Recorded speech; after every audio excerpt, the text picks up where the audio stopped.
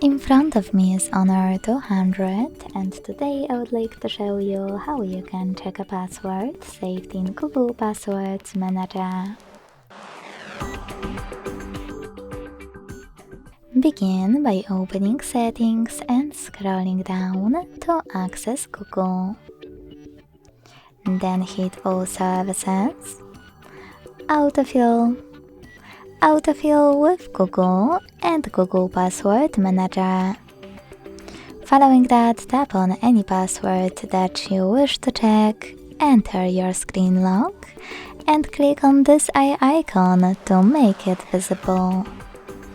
Thanks so much for watching. If you enjoyed this video, leave a like, comment, and subscribe. Bye!